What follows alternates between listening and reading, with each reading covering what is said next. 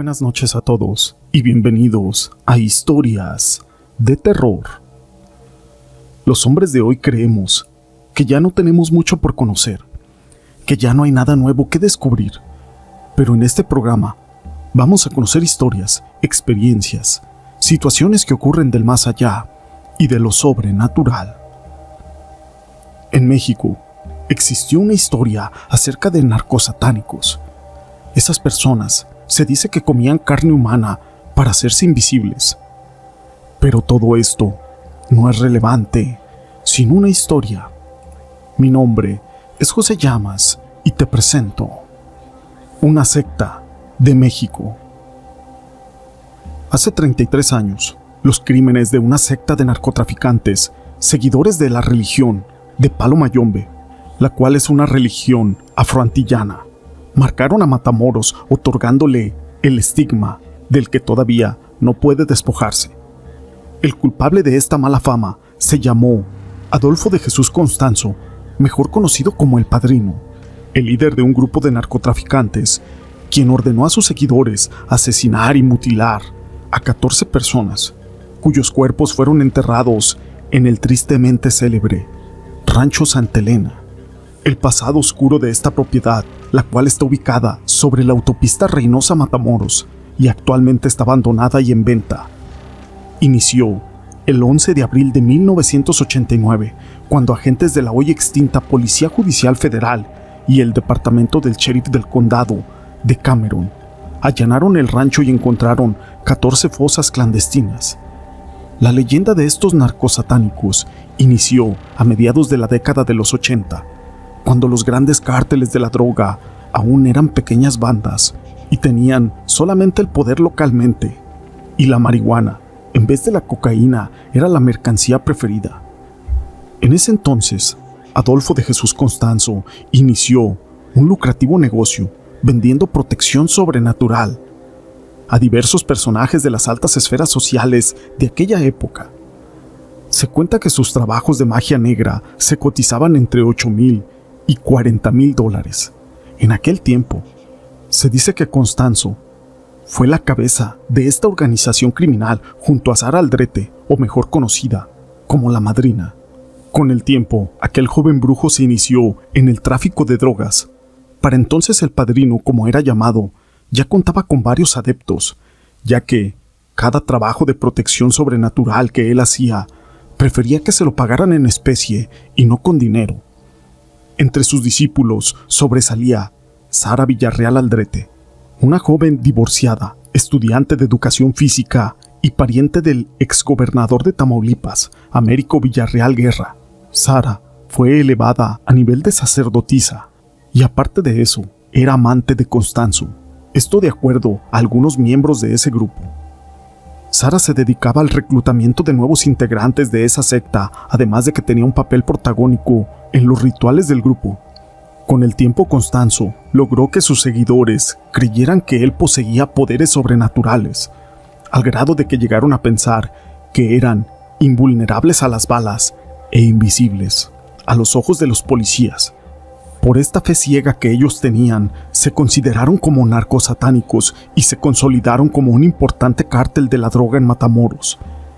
De acuerdo al departamento del sheriff del condado de Cameron, la banda llegó a introducir a Estados Unidos hasta 3,000 libras de marihuana al mes, lo que serían cerca de 3 toneladas. Cuando alguien se interponía entre los planes de aquel grupo, el Padrino ordenaba su asesinato, que generalmente se cometía en el Rancho Santa Elena, una regular extensión de tierra ubicada en el kilómetro 26 de Matamoros, a un lado de lo que ahora es la autopista Reynosa-Matamoros. Este predio, que ahora luce totalmente abandonado e invadido por la maleza, así como nopaleras, era utilizado como bodega, panteón clandestino y templo para las ceremonias de esta banda. De hecho, algunas personas que han visitado ese predio todavía pueden ver aquellas 14 fosas donde estaban enterradas las víctimas del grupo encabezado por Constanzo, incluyendo a Mark Kilroy, un estudiante estadounidense quien en 1989 y durante la celebración de un Spring Break fue secuestrado y asesinado por aquel grupo, mientras los testimonios Decían que el padrino necesitaba a un joven de tez blanca, preferentemente de origen estadounidense, para uno de sus ritos de protección y sus actividades ilegales.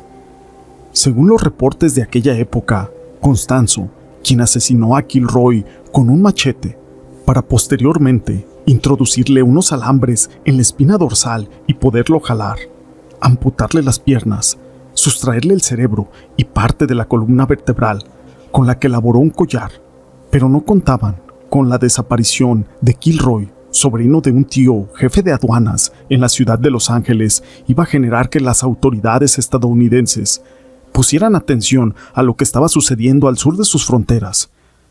Esto porque el día 9 de abril de 1989, David Serna Valdés, uno de los integrantes de la banda, fue detenido en un retén de la Policía Judicial Federal, ubicado en el kilómetro 22 de la carretera Reynosa-Matamoros, apenas a 4 kilómetros de distancia del rancho de Santa Elena. Esta detención fue algo totalmente fuera de serie.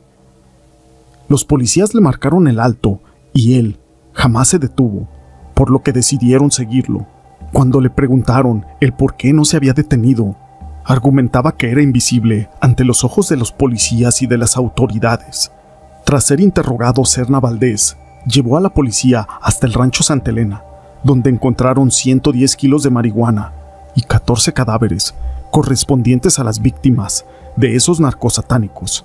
Al enterarse de la detención de sus compañeros, José de Jesús Constanzo logró darse a la fuga acompañado de sus cómplices, Sara Villarreal Aldrete, Martín Quintana, Álvaro de León Valdés y Omar Orea Ochoa.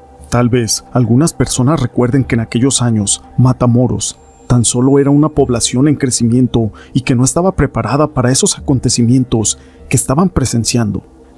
En ese entonces había mucho miedo, pues se inició una especie de cacería de brujas por toda la ciudad. Donde quiera se encontraban y se reportaban símbolos satánicos y de palo mayombe. En realidad, la gente que verdaderamente vivió esto estaba muy asustada. Finalmente, el día 6 de mayo de 1989, la policía logró dar con Constanzo y sus cómplices, los cuales estaban en un departamento en la Ciudad de México, y tras un enfrentamiento a balazos, aquel llamado padrino fue encontrado muerto. Las versiones oficiales es que él se suicidó, pero una persona, la cual es cronista de Matamoros, aseguró que los narcosatánicos dejaron una marca que será muy difícil de olvidar.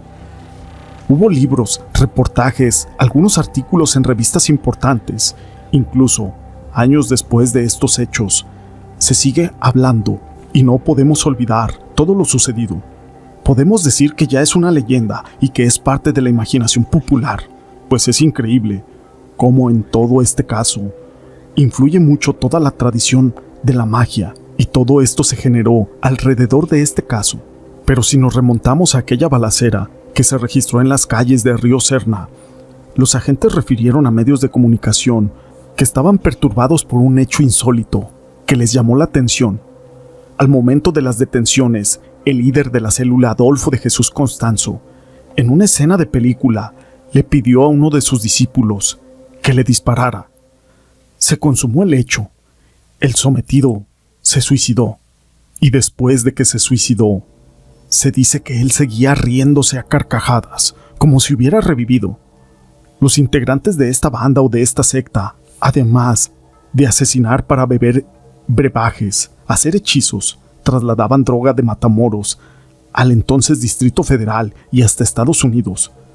Dos de estos integrantes, el Dubi de León y Sara Aldrete, eran hijos de las familias más acomodadas de Tamaulipas. Cuando las primeras detenciones se dieron en el centro del país, Sara dijo que ella había sido obligada a cometer estos horrendos actos, así como comer carne humana. Sin embargo, hasta la fecha continúa pagando una condena que purga en alguna prisión del país. Se dice que Sara fue quien presentó a Constanzo con los miembros de las altas esferas de Matamoros.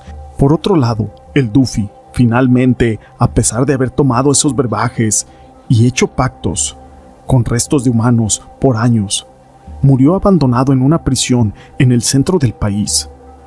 Esta historia la quise compartir con ustedes, Si te ha gustado, déjame tu pulgar arriba. No olvides en dejar tus comentarios. Y gracias por ser parte de este canal.